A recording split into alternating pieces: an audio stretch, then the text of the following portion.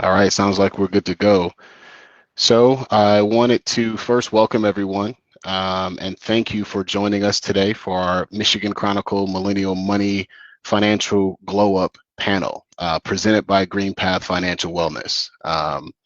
So Green Path is a financial national nonprofit focused on financial counseling services, education, and resources based right here in Detroit. And really, our goal is to help remix the American dream so that it works for everyone.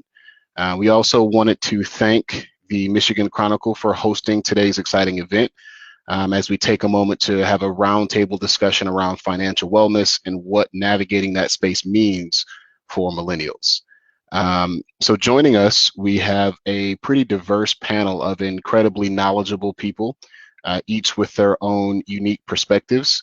So I wanted to take a moment to meet our panel. So I'm just going to go in the order that you appear in the screen here. So we want to start with Leslie Jones. And I just wanted to have you all just introduce yourself and give a brief word about who you are and what you do. So let's start with Leslie Jones.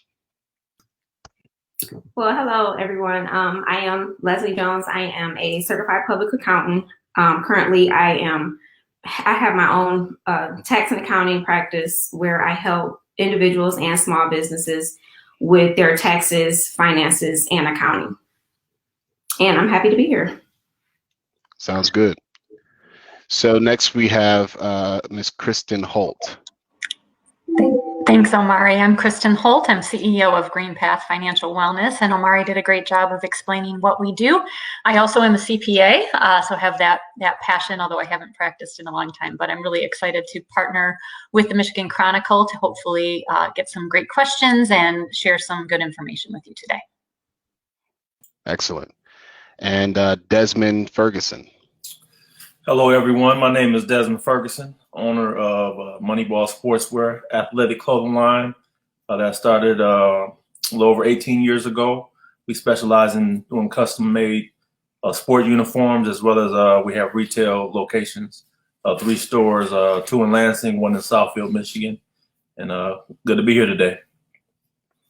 And finally, David S. Walker.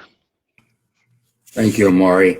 My name is David Walker, and I am a client relationship specialist for Charles Schwab, getting ready to sit for my CFP, Certified Financial Planner license here soon.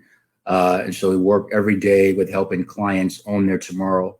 I also am the vice president of a policy think tank, Black Legacy Advancement Coalition. And so it's a think tank that's established to collectively advance and defend African-American interests for life and legacy. And so we've got a home base in Detroit, and we're doing some awesome things in Austin. And so I'm glad to be a part of the conversation today. Excited to see what we get into. So thank you for having me, Omari. Absolutely. And thank you all for joining us. So before we get started, I also wanted to let viewers know that they can submit questions for the panel via the Facebook chat function. So with that said, let's go ahead and get started. So just kind of want to throw this first question out here. It's been said that millennials face the most uncertain economic future of perhaps any generation in America since the Great Depression. What can be done to overcome the institutional hurdles, stagnant wages, widening wealth gap that many will face? David, I want to start with you on that question. Well, thank you again, Omari. I think, honestly, I really believe that we're getting ready to embark on one of the greatest financial opportunities our generation has ever seen in a long time. We're in a period of history where we're getting ready to see dramatic social and political change. I think with the new administration that is getting ready to take place, President-elect Biden tonight is going to announce his economic plan. And we're going to see a lot of planning to really re-stimulate the economy. I think there's been, economic fallout from COVID-19. A lot of jobs have been lost. A lot of small businesses have had to close down, unfortunately. And we all know that small businesses are the lifeblood of America. But I think that we're in a phase where there are a lot of new opportunities. There are a lot of emerging industries that really millennials, if you position yourself, you could really take advantage of. For instance, we've seen pent up consumer demand in our industry where a lot of consumers are saving more money than they have in the past. And so, we're seeing if you have a new product or service to bring to market, there's an opportunity for you to really be successful. You've got these social platforms that people are really on all day since the pandemic. You can't go anywhere, so you're just stuck glued to your phone. And so if you can really use, e-commerce, you've got a product, or I've got several friends that have written small books. They're charging maybe $1 on the Kindle. I think you really just got to be creative. I think that you really got to think outside the box. But we're really upon the opportunity to really, set yourself up financially here for the long run. I think also we've got industries like 5G. The 5G grid is going to be huge. There's going to be a lot of jobs going to be created around 5G. We've got, AI, artificial intelligence, and self-driving cars. I know Governor there in Michigan recently talked about a highway, 40-mile road highway between Detroit and Ann Arbor for autonomous vehicles. And so there's a lot of opportunity around that sector. Software design is huge. Coding is huge. We just read about Apple is going to invest about $25 million in a developer academy in downtown Detroit. And so I think that, you really got to pick the right industry. If you are in a place where you're experiencing stagnant wages, can't be afraid to pivot. You got to really be thinking outside of the box. But I think, again, we are at a time where we're seeing great opportunity if you know how to position yourself. Excellent. It was just really well thought out response. Did anyone else have anything they wanted to contribute to that? Kristen, looks like you. Yeah, I was just going to add a big yes and to that. I think it's really important to take this time to think about what's important to you and what you're passionate about. This is a great opportunity to try to align your passions with those opportunities and just go for it.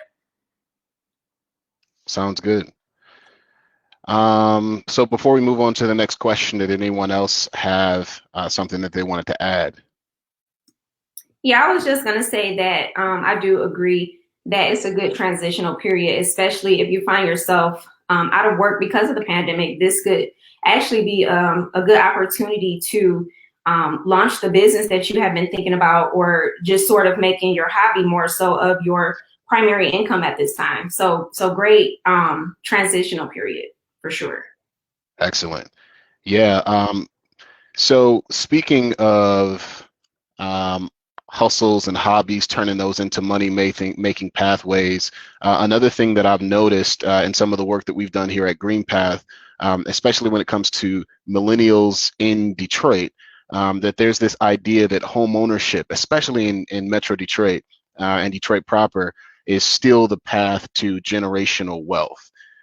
What do we think about that? Is home ownership still the path to generational wealth? What do we think, David?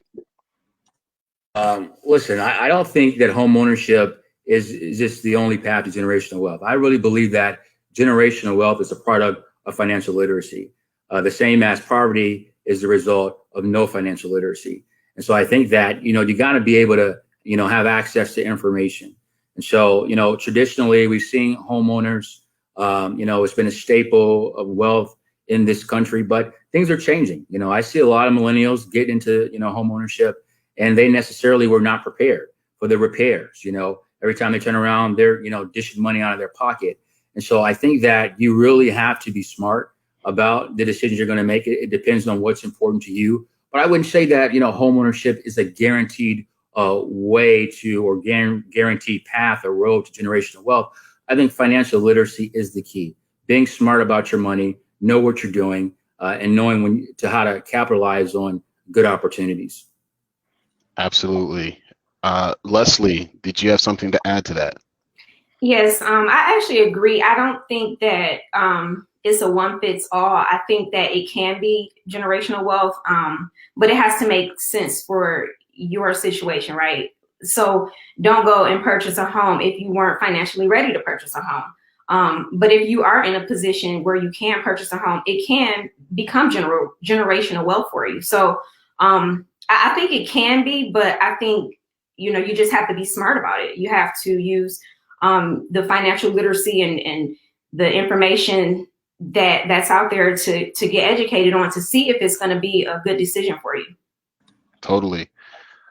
Kristen, I saw that you had something to add as well. Yeah, I was just going to add, we help our clients with this kind of decision-making process every single day. And, many of our clients do have a goal of owning a home, and we want to make sure that you are prepared and that you have not just the down payment saved, but that you also have an emergency fund and money for repairs. And so that's the kind of thing we can walk you through if you're thinking about home ownership. And, you do have to live somewhere. And so if you're able to get into a home, interest rates are really low right now.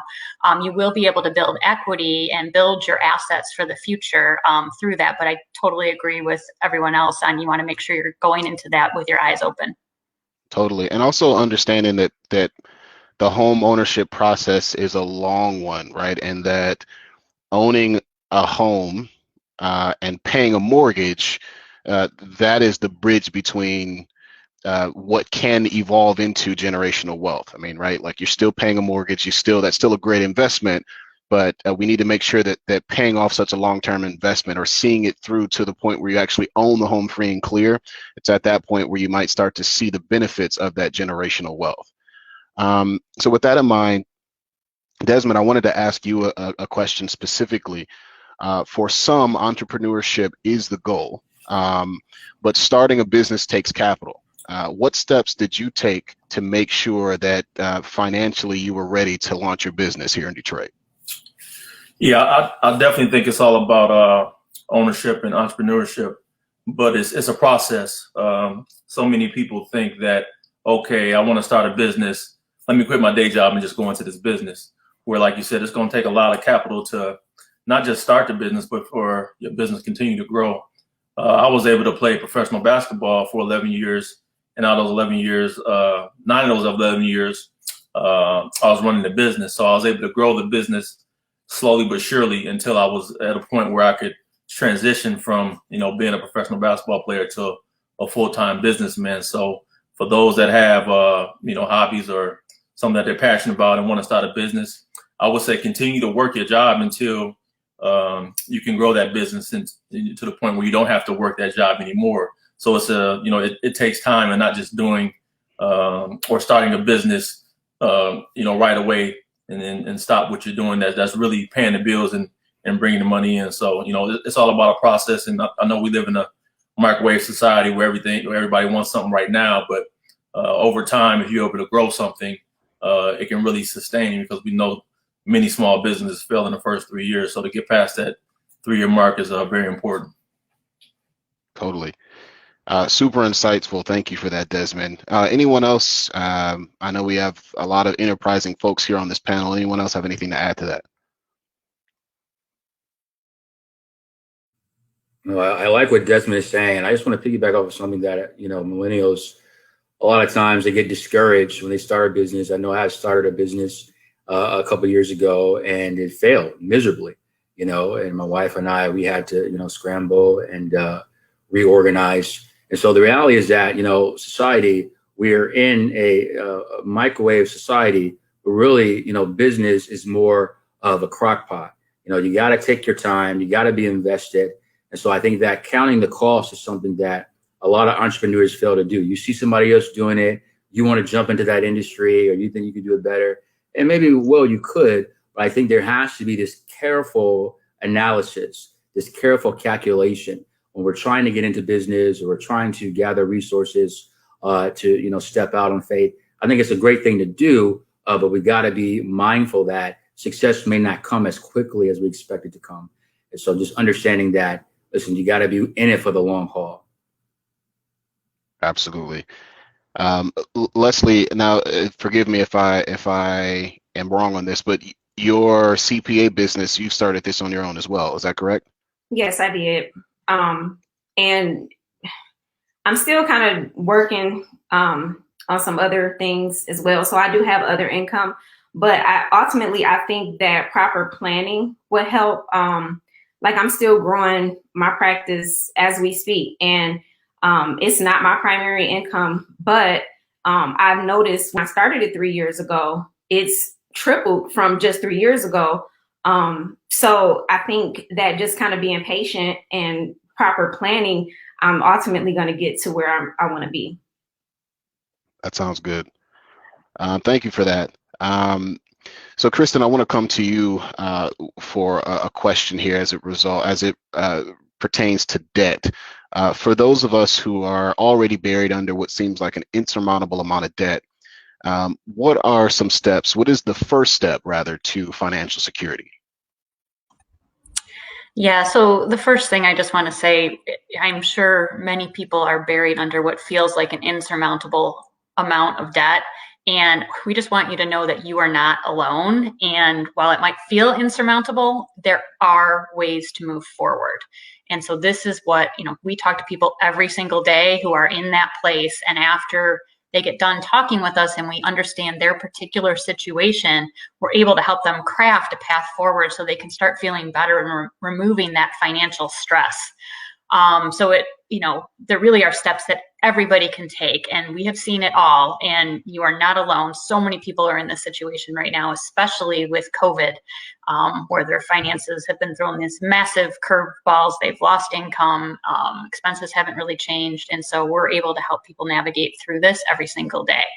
And the basics really are, one, eliminating any expenses that you can. Now, most people have probably done that already. And then just really starting to ask some key questions. It's important for you to just know the situation that you're in. Sometimes when it feels insurmountable, we want to just bury our head in the sand and not even look at it. And so, understanding what are the interest rates, how much do we actually owe, when can that get paid off? And this is something that GreenPath can help you with. And many of our tools, like a debt management plan, we can help you pay off that debt significantly faster than you could do on your own because we're able to renegotiate interest rates. So the number one thing I want to say, if it feels insurmountable, I promise you it's not. And there are steps that you can take forward, and you're not alone. Awesome. And a shameless plug, as someone who works for GreenPath and worked as a financial wellness counselor for many years, I can tell you that debt management program really does make a world of difference. So consider giving a call. Did anyone else have anything to share or to add to that? Okay, so I wanted to ask another question as it pertains to our lifestyle in this COVID era. Is it possible to have a fulfilling lifestyle now and still save for retirement? David, I want to get your opinion on this. Thanks, Amari. So I think that you can have a decent lifestyle and still save for retirement. I think that, financial challenges for millennials make it tricky for millennials to save for retirement. But even small contributions can grow a sizable nest egg over time. And so we've got to really take advantage of the power of compounding.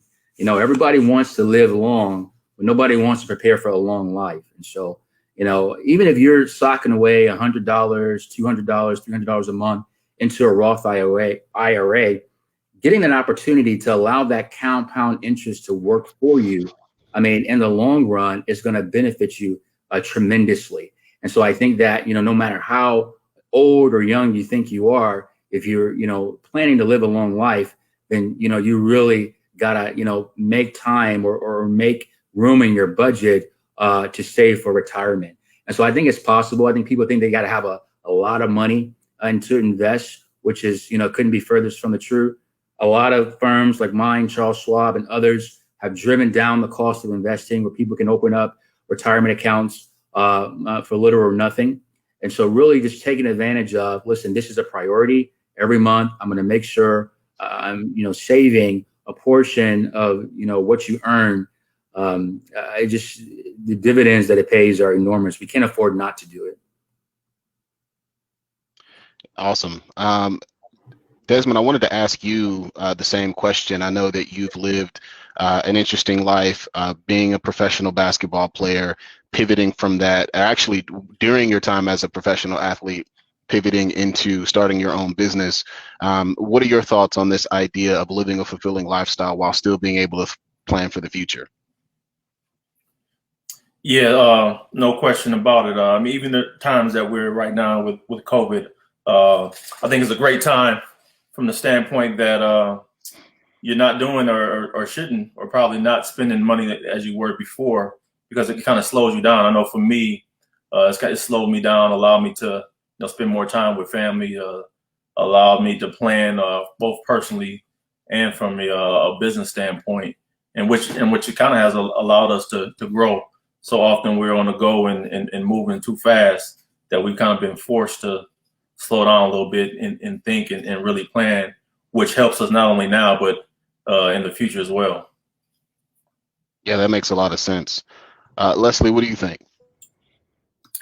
I think that proper planning goes a long way. So budgeting, not living beyond our means, not spending, bad spending habits, just organizing your entire finances, just being aware of what you're spending, just taking a hold of it, right? So if you take a hold of your finances, I think that it'll allow you to, it will open the door for you to do more things in the long run. So paying yourself, like having a savings and making sure you budget for the extracurricular activities that you want to do.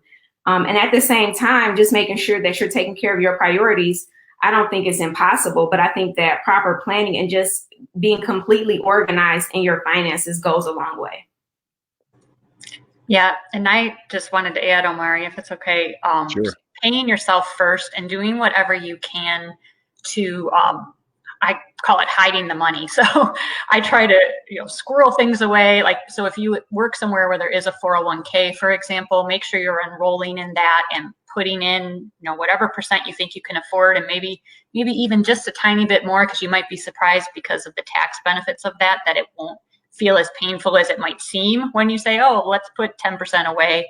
That sounds horrible. But then when you see it doesn't actually cost you that much out of your check because of the tax benefits, that money's going to add up really quickly. And, if you take that off the top, especially at opportune times, like if you're starting a new job, or maybe if you get a raise or something like that, like take that time to adjust that savings and increase it so that you don't just increase your spending for whatever new income you have coming in. Yeah, no, that makes a ton of sense. I wanted to shift gears for a second and talk a little bit about some of the work that GreenPath is focusing on now. As hopefully I mentioned that GreenPath is a Detroit-based company. We operate nationally, but we have our backyard is right here in the city of Detroit, or Detroit adjacent. So with that in mind, one of the things that I wanted to focus on was recognizing how we show up in the city of Detroit, right? And as a result, we recognize that many of the programs that exist, and not just at GreenPath, but just in the financial world in general, feel they feel like they're not really meeting clients, especially folks in the city of Detroit who may not have had access to to avenues towards financial wellness. We're not really meeting them where they are. So as a result, we've done some research to try to figure out like what that experience is. What is the reality of navigating financial spaces as a Black Detroiter, for example? And one of the things that we learned is that in many cases, conversations around financial wellness, conversations around financial habits are not really held. So I wanted to put this to the panel. What has been your experience as a young person growing up? What were your experience? What were the conversations that you had around money and financial wellness when you were young? Anyone can jump in on this. So I'll start. Just growing up in my household, when I was old enough to actually get a bank account, my mom actually took me to the credit union and she helped me open a bank account, right? And then I also got a job when I was 16. So at 16, she taught me to save money. And I do realize that that's not the case in every household. So I do think that it's important to just give back to students in our community and try to speak to the younger generation that's coming up to show them that, you can save, you can start at a young age. You don't have to make a lot of money to start saving. So I think saving and just trying to implement the financial literacy at a young age is very important.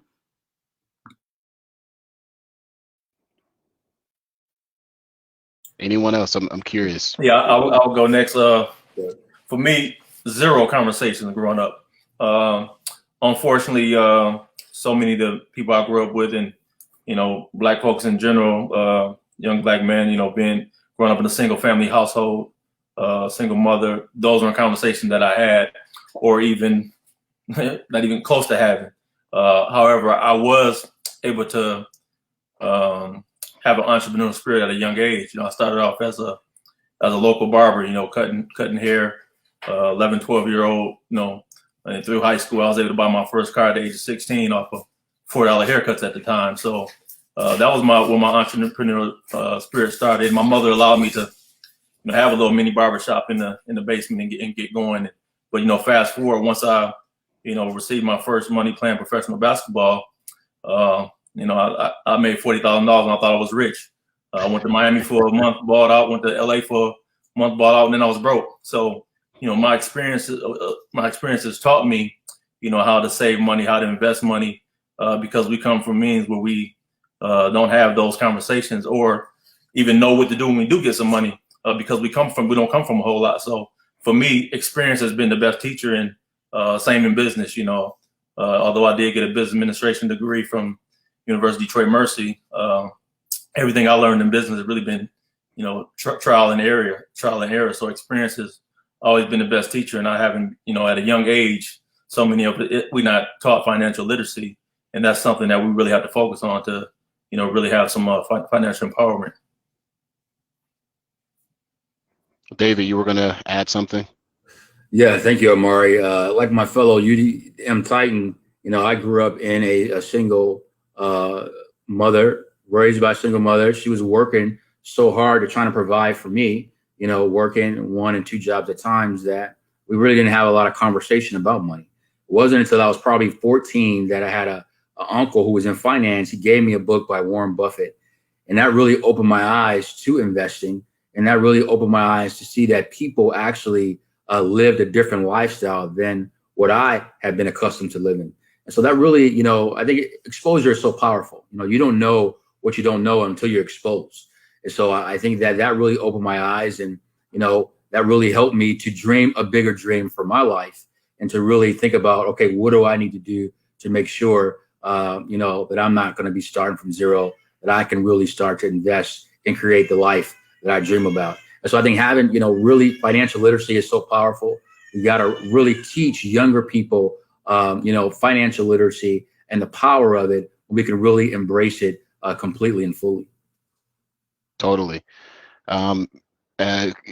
Kristen, I know that you are familiar with the work that we're doing here at Green Path, and we've talked a lot about the importance of understanding the reality that Black and Brown Detroiters, Black and Brown folks who live in urban areas they have a different relationship with the financial services world than some of our other clients might.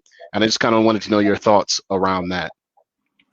Sure. So yeah, trust is really important. And I recognize that oftentimes if you haven't had a positive experience with financial institutions, that trust isn't there.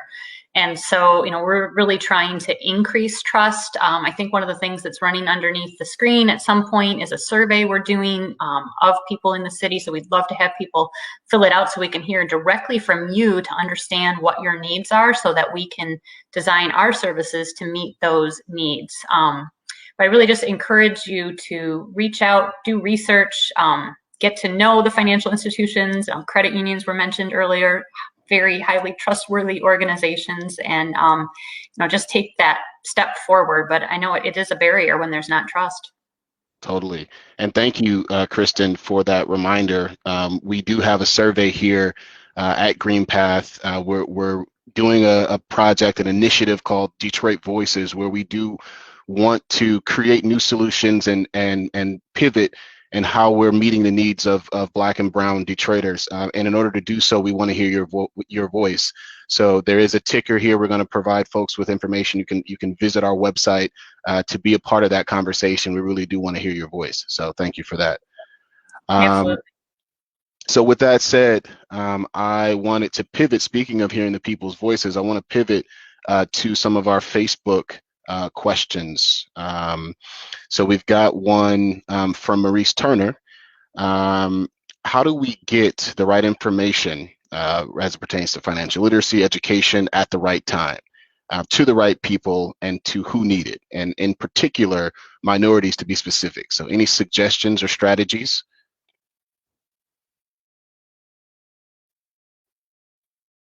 Floor is open for anyone who wants to try to take that.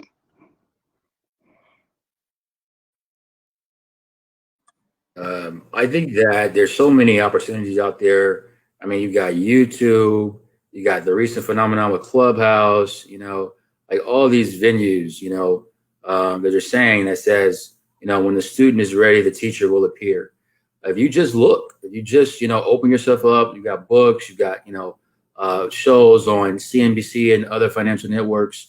There's a lot of information out there that can really help you better your situation and really, bone up on, financial literacy concepts. One of my favorite books is Rich Dad, Poor Dad by Robert Kiyosaki. And he just goes over some basics just to help change your paradigm on how you think about work and how you think about money. But that may be a good start for you. But I would just, look up different YouTube videos on financial literacy. That's a good way to start. And then, you'll hear different voices that you identify with and that are really speaking to you and just go from there. But there's a wealth of free information that's already out there. Yeah, and I would just add, just be careful where you're looking, because there are a lot of organizations out there that aren't good, that are preying on people. Debt settlement comes to mind, where, it's a very different model from what we do at GreenPath in the nonprofit space. So just be careful what you're looking at and make sure that it's a reputable source. Books are always a great idea.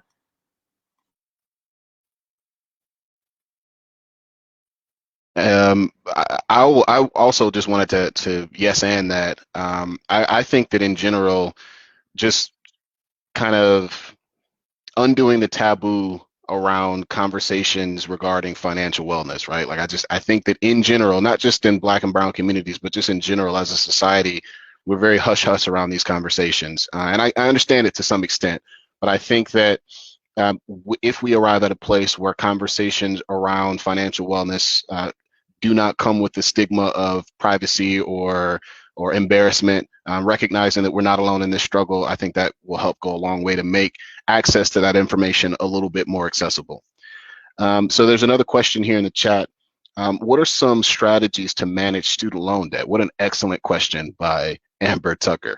What do we have in terms of thoughts around that?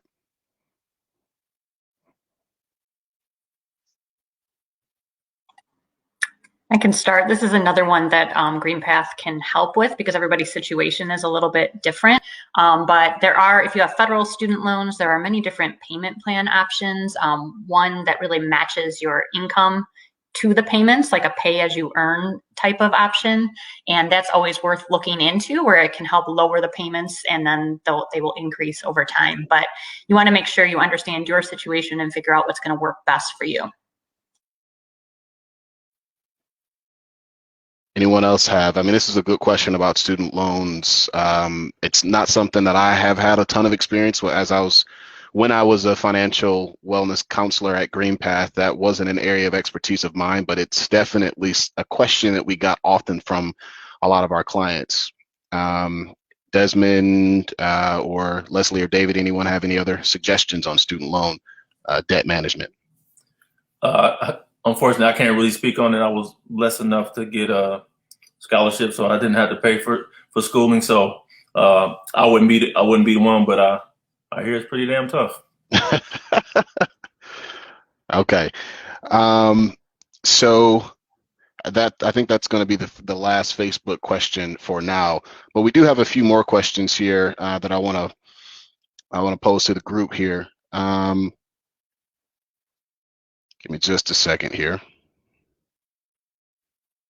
So earlier in the conversation, we talked about home ownership being still the idea that home ownership was the main path to generational wealth. we as a group kind of talked about that maybe there were other options, and I kind of wanted to know, Leslie, what do you think? Is there another possible path towards the American dream, or excuse me, is there another path towards generational wealth outside of home ownership? Or like a better way to word that question is there another path towards the American dream in general? So that's a good question. I think that that question should be asked for the person to ask themselves, right? So what's important to you? What does your American dream look like? Because I don't think that it's a one fits all. So the American dream for some people could be working a job for 30 years and then retiring and having a pension or a 401k or a retirement plan. But that could be different for the next person. So the next person could take over a family business. The next person could start their own business. It just depends on the person. And I think that doing a lot of self-reflection and figuring out what's going to make you happy, what's going to give you satisfaction in your life. Because once you get into that space, then you can take your dream to another level, and then that becomes your dream instead of the one fits all American dream. I like that. Personal, making it personal to your experience. Yes, I love that too, Leslie. We call it remixing it, and something I do with all of our team members when they join GreenPath is I have them draw out what their version of the American dream is, and it's got like 6 different buckets because it doesn't have to just be one thing. It's really all about what is important to you to live the life that you dream of. Right. And I think that, for some people having a lot of financial assets, that may not be important to some people. Some people's American dream could just be living in a condo and having a car and going to work. And that's fine. They could be happy that way. And then another person's financial dream or their American dream could be the complete opposite. But I think that once you realize the type of life that you want, then you can start by taking those steps financially to get to where you want to be. Excellent. Anyone else have anything to add to that? I'll add to that. I agree 100%. I think the American dream is available for you to personalize. So it's based on your priorities and what's important to you. But when we're talking about building wealth, I really think capital markets are the vehicle that oftentimes will create or more wealth than any other investment category. And I want to give you an example. If you would have invested $100 in Amazon's IPO in 1997, I'm talking about one share, you held on to that share up until about February 20 of 2020, your single investment will be worth approximately, are you ready for this? $129,186. And so that $100 investment through the superpower of compound interest, all right, and the stock has split several times since the IPO, you will be sitting on a nice little nest egg. What am I saying? I'm saying that capital markets create huge opportunities for average investors. You can't afford not to be invested in the market. And it's not about timing the market. It's about time in the market. I think so many people get confused with trying to time it. Oh, I need to get in and get out and trying to trade. It's about time in the market where evidence shows that generally investors do very well over the long term. Excellent. I mean, you certainly sound knowledgeable on that. So I know who I'll be calling after this is over to get some advice. So I wanted to shift gears here a little bit. There's one elephant in the room that has been a global pandemic that we have not talked about yet, and that's COVID. The pandemic has shifted a ton of things financially, a ton of priorities for people. What are some of the main reasons or the main lessons or takeaways that you might have? And Kristen, I want to come to you with this as well, because I know that GreenPath client concerns are very, very COVID heavy at this time. So I wanted to maybe start with you, Kristen, and then just to the rest of the panel in general. What are some of the main lessons and takeaways that you have revolving around COVID and how that has impacted the financial journey of many Americans? Kristen? Sure. So yeah, I mean, nobody was prepared for a global pandemic, and the impact on the finances has been astronomical, starting with really people losing income. So many people lost their jobs, or they might have lost a second job, or their income might have just gone down dramatically, or their hours were cut.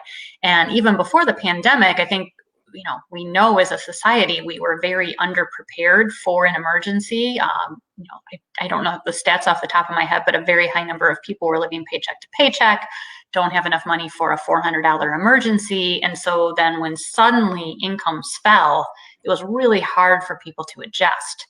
And so I think, probably one of the biggest lessons is to really seize this time to think about how can I create that emergency savings fund so it's there when the next emergency comes. And I just really encourage people to find a way to set aside anything, even $5 a paycheck.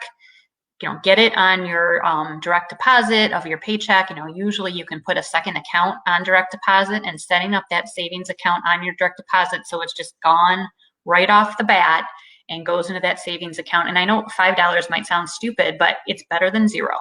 And so I'd really just encourage you to find those ways to sock those little bits of money away to build that emergency savings fund, so that if your income is disrupted, you've got something to fall back on. So to me, that's the biggest lesson learned, and opportunity as things hopefully start to get better. Awesome. David, tell me your thoughts about this. It's been tough. It's been really tough. It's been tragic to watch, to see. We've got neighbors that have, shut down their businesses, they had to move, all of a sudden. I mean, it's been so disruptive. And so I think, as has been said, as Kristen said, you've got to, plan. You got to have that emergency, fund set up. You also got to be willing to pivot, and so, be mindful of the industry that you're in. Nobody could have anticipated a pandemic, though. Nobody is, that is just something that just came out of the whim. But you do want to be conscious of what could impede your business. Okay. Looking at your industry, looking at your sector, and being mindful about, what could really disrupt your industry, so that in the event that something does happen, you are prepared, or you see it coming on the horizon.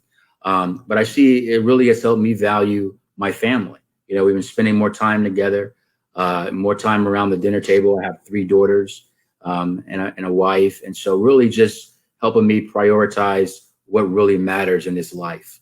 They say life is but a vapor. And so, I really want to make sure that I'm prioritizing the most important things, while I'm also, doing things to save, to provide for my family, and also to make sure that my career is strong.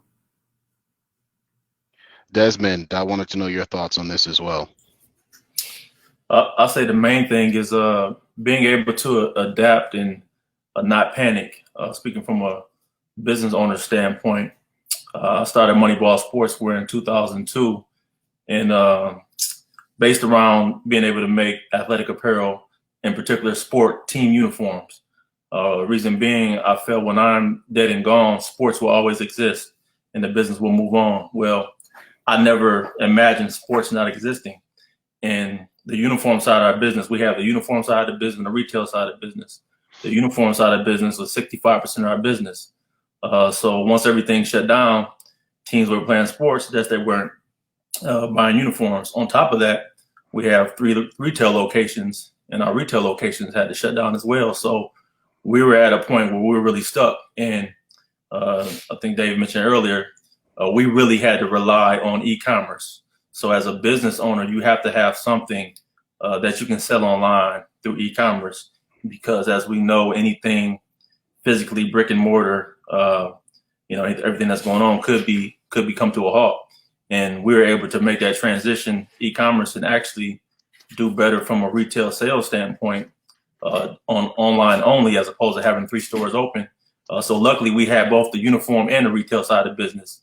If we didn't have the retail side of business, we may not exist right now, but luckily we had both. And like I said, I never envisioned sports not happening. So being able to adapt and not panic and keep it going is my advice for anybody who's a business owner or looking to go into business, and look at multiple streams of income even through the business, not just from an individual standpoint. Leslie, did you have anything to add to that? Sure. I actually agree with everything that everyone is saying. But I just wanted to kind of reiterate again, just proper planning and giving yourself a budget and just taking control of your finances and just not overspending. And sometimes we know that we do have those purchases that we get excited about and we want to purchase. However, we also have to just be conscious of our finances for emergencies. Just for the pandemic, if it wasn't a pandemic, if we lose our jobs because of layoffs or things like that, that could happen outside of a pandemic. So we just want to prepare ourselves for that. So I think having just a proper budget and planning where you can still live, but like Kristen mentioned before, even if you're putting $5 away every time you get paid, it's better than zero. Right. So, and as you get a raise, take the raise and put it away. Still live under your old income. Just proper planning, constantly saving money, saving for the worst. I think that goes a long way. Definitely. So as we are getting kind of close here to the end, I wanted to ask one more question before we wrapped up. Just sort of a general kind of summary question. What money habits, and I'm going to come to all of us on this one, what money habits should we focus on in 2021? Now that the year, we've all had a tough year in 2020 in an unprecedented way. But moving forward, what positive spin can we put on this? What money habits should we focus on for 2021? Leslie? I'm just going to go back to my favorite, saving. I'm just going to say, make sure you save a percentage of what you are making.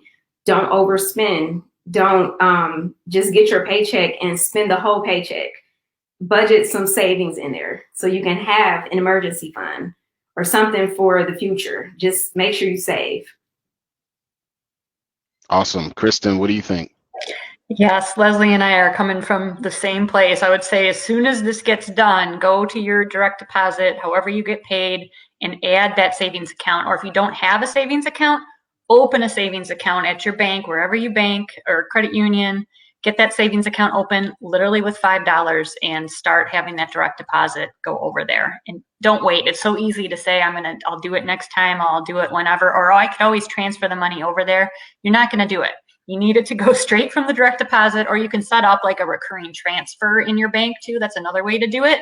But set it up and forget about it and just go do that right now.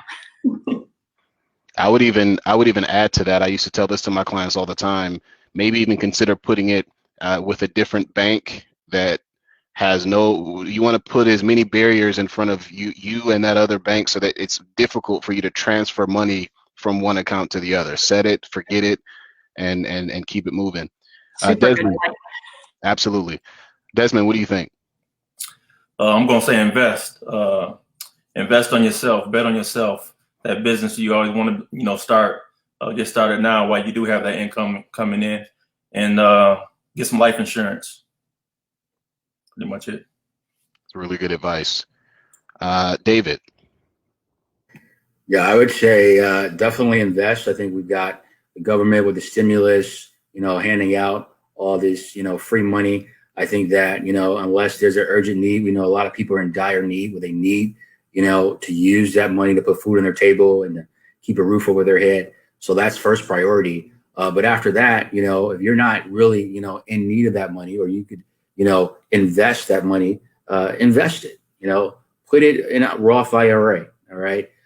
Get involved in your finances. Think about 20, years down the line. Where do you want to be? And start using that, using this time that we have now as an opportunity to set yourself up to win later on in life. Absolutely. Thank you for that. I think all of you did an excellent job summarizing some easy things, some easy places for us to start here in 2021 as we as we plan our financial futures. We've come up basically to the end of our time here today. Before we wrap up, though, I did want to allow for all of us to kind of give some closing remarks. We want to also make sure that we keep the remarks relatively brief as we are up against it here. So, Leslie, why don't we start with you? Just to close, my overall advice would just make sure you are organized in your finances and be consciously aware of your finances going forward. Also, please, if you get a second, if you are interested, you have this platform to plug your business, let folks know how they can get in touch with you. So Leslie, if you're comfortable with that, giving that information out, please let us know. Absolutely. So it is tax season. I am doing taxes. I also do accounting for businesses. Send me an email, info@lmjonescpa.com. And that's info@lmjonescpa.com. Thank you. Awesome. Kristen? Yeah, so my final thought is the biggest thing we hear from our customers all the time is that they wish they would have called us sooner. So I just really encourage you to reach out, even if you're not sure there's anything we can do or you don't even know what we can do. Give us a call. We can talk through your personal situation and help you come up with some steps to meet whatever your goals are. And so don't be regretting waiting to give us a call at GreenPath. And our website is running on the bottom. It's greenpath.org, or you can call us at 800-550-1961. Fantastic. Desmond? Yep, some people say work smarter, not harder. I say work harder and work smarter. Continue to bet on yourself, believe in yourself, build and maintain relationships. We've been able to grow our business off, really relationships, who you know or who knows you. Check us out, moneyballsportswear.com, Moneyball Sportswear on Instagram and Facebook, and I am Moneyball on Twitter. Moneyball, the only way to ball, baby. All right, David. I think you're on mute, David. Thank you, Maury. So I would say, just take yourself seriously. I think that, we're in unprecedented times right now. I think that you definitely have to, take a stake in your own life. And so get invested. I think capital markets, again, are the best vehicle or a great tool to build wealth, whether you're investing in stocks or bonds or ETFs or mutual funds. But you owe it to yourself to get invested. And so I think that charlesschwab.com is our website. We've got a ton of free information on there. If you don't have a Roth IRA, definitely look into it. Make sure it's a good situation for you. But I think that, you owe it to yourself to be invested. I also would say get in the right networks that can help you grow and learn. theblack.co, that's our think tank there. And I'm a big believer in positive peer pressure. Sometimes in life, just like you can get around the wrong people to push you in the wrong direction, if you get around the right people, it can push you in the right direction. So we have tons of mentoring opportunities where we're mentoring on financial literacy. We're helping people become empowered. We're helping people change their habits and exposing them to information on how they can establish a legacy for themselves and their families. So with that. Awesome. Well, thank you so much. Thank you to all of the roundtable participants. This has been really informative. We were able to, I think, cover a pretty wide variety of questions and concerns.